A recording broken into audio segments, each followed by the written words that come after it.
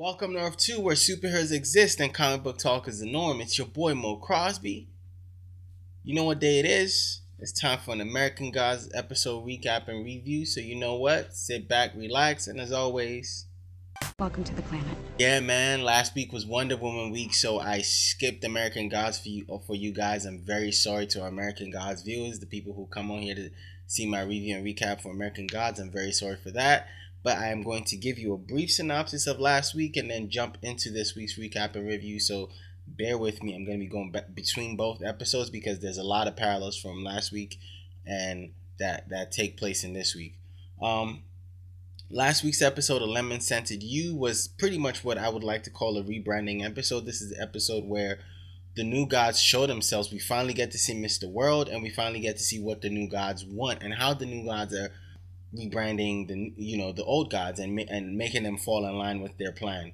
That can be seen in this week's episode, and this week's episode is titled "The Murder of Gods." So that was a brief synopsis of last week's episode. We finally also got to see Laura and Shadow talk, and they finally got to talk, and we saw them have a personal moment, kind of like a physical moment.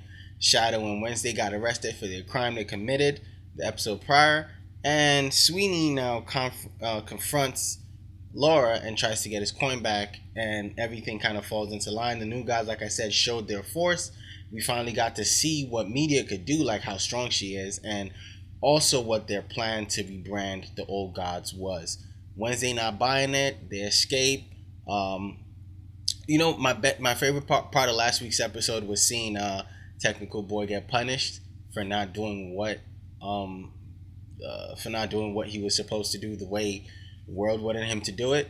Yeah, fine. So now that's last week. Now I'm getting into this week's episode. Again, the episode is titled "A Murder of Gods."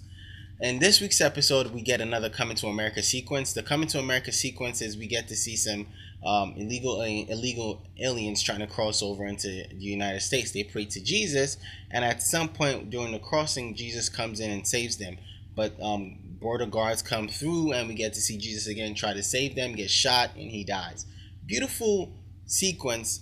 And when we get to see Jesus come in, and even more beautiful was, the way he died for his people. Moving into the episode, Shadow finally can't, make sense of what he saw, and also he admits to Wednesday that Laura's back, and Wednesday's like, okay, well, you have to forget her, and they go through this thing while they have escaped from police custody or the police station. Shadow got injured, and so Wednesday helps heal him. But, Shadow, again, is still, between the I don't know if this is real, I don't know. He's still in that phase, and this is what we've gotten to see much of Shadow, from all through American Gods. Now, also in this episode, again, with Sweeney and Laura, they meet again, and this time they talk. And Sweeney, to me, is a big manipulator, and he he convinces Laura that someone can help resurrect her, fully resurrect her, and that way he can get his coin back from her. And while they're doing all this, they get to meet Salim.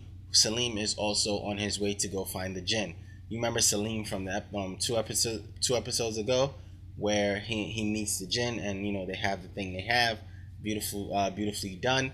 Now, if you had told me at the beginning of this that we're gonna get a genie, we're gonna get a taxi driver, we're gonna get a zombie and a leprechaun teaming up, I would have told you, nah, it's impossible. But yes, they give it to us in this episode. We get a team up of a zombie, a leprechaun, and a taxi driver.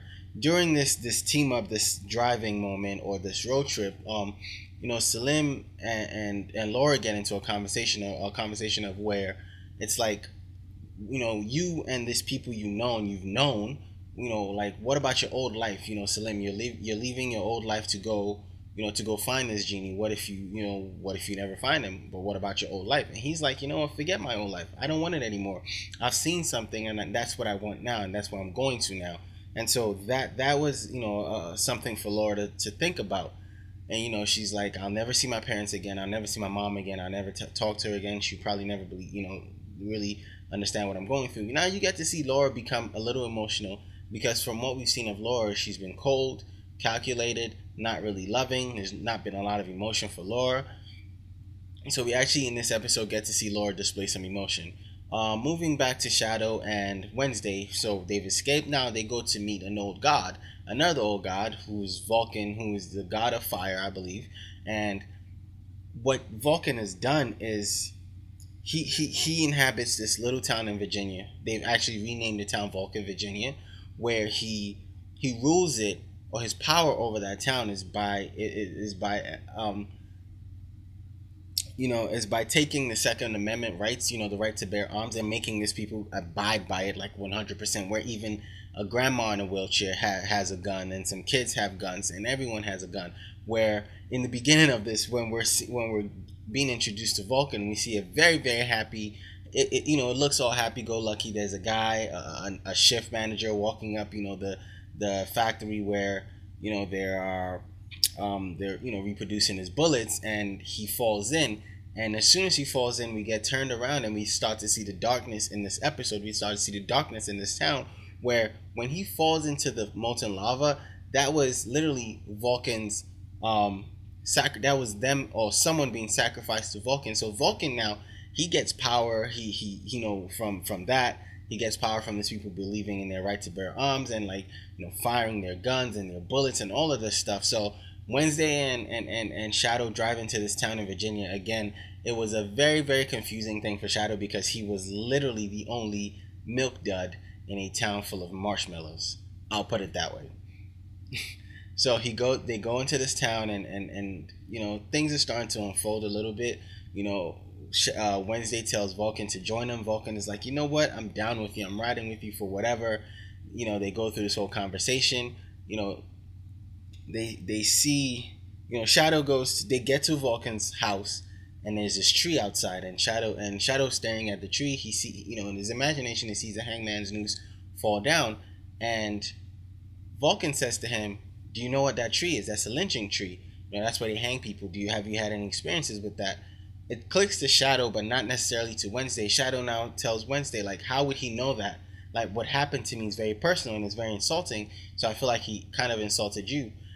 Wednesday and Vulcan are talking, exchanging words, and Wednesday says to Vulcan, yo, make me a weapon. Fashion me a weapon like you've done before. I need something like a god killer. I need a god killer, so fashion me a weapon. Vulcan goes ahead and makes one of the most beautiful looking swords I've seen, TV, movie, everywhere. It's just really gorgeous and good looking. And so now, and now it starts to click to Wednesday how Vulcan is maintaining power. He uses the word, this is how I've rebranded my faith. That was the exact, you see why I said I was going to go between last week and this week? It was a great thing that these two episodes kind of tie in together, because I could have missed last week and I could have done a review and recap for both of them right now, as I'm doing right now. So he goes, this is how I've rebranded my faith. Wednesday, it clicks to Wednesday because he remembers something Technical Boy, media, and Mr. World said to him last week. They were like, this is how we're going to help you rebrand your faith. And so Wednesday, knowing that he's kind of been betrayed, asked Vulcan straight up, have you betrayed me? Have you told them? He says, yes, they know where they know where you are and they're coming for you. Wednesday picks up his new sword and slices Vulcan's head smooth off, throws him into the molten lava, and curses Vulcan and his believers. So now they've been cursed, and now, they have to now get away from this town and move on to what they, whatever it is, wherever it is they need to go to. They're down one god pretty much. That was the episode recap in a nutshell. My review of the episode, because again, all these episodes tying together, my review of this episode is one where I'm gonna gave this episode an 8.5, because this is also a very strong episode, and strong episodes again from the Celine team up and looking for the Jinn to Vulcan, or to Wednesday showing Shadow where Laura was at the time and telling him to let her go, that it's time for him to let her go. She's dead, she's gone, let her go, don't worry about her, all of that extra stuff. But this was also a very strong episode in terms that in the beginning, especially with the Coming to America sequence, it showed a very, very distinct, something that is actually happening in real life, where people are getting killed at the border because it's not, I said border guards, they officially, to me, in the episode looked like civilians, and they were going, protecting the country. Again, this all kind of melded into everything, because again, if in the beginning they're shooting people and your right to bear arms, this is all Vulcan, and this all ties into the rest of the episode. Again, very beautifully tied in episode. I can't wait to see what they do next week. I've loved every episode so far, and I'm going to suggest again to every one of our viewers that you want to actually get into the show. It's a very, very telling show, because it does very well to draw in our reality and some outside kind of influences, some like not so real parts of reality, but it does very well to draw all of that in. Again, very good episode. Everyone in it was very good. Again, Mr. Wednesday and Shadow's chemistry is really the driving force of this show. Like the Ian McShane and Ricky Whittle's chemistry is very, very good. Oh, and surprise chemistry is Laura Moon and Matt Sweeney. Like, they have this chemistry of like back and forth, and it's like, give me my coin, I'm not gonna give it to you, and I'm just gonna, like, they just have this very, very good chemistry together. Every time they're on screen, it's very exciting. You want to see that happen more and more. So I'm all in for this, and I'm ready to see where the next 2 weeks take us. So why don't you just follow our social media, Earth2 Comicast, Twitter, Instagram, and Facebook. I'll try my best to live tweet these episodes. I'm really trying to do that for you guys. It's been really busy for us on Earth2, so again, certain things come and certain things go. But I'll try again to live tweet it for you guys. Check the podcast out, where I might go into further detail about the episodes.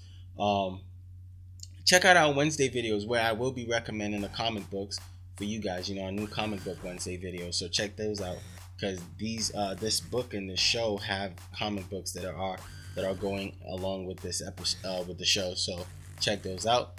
Again, it's your boy MoeCrosby. You've been watching our Earth 2 American Gods recap and review. Go fill your long boxes. Peace.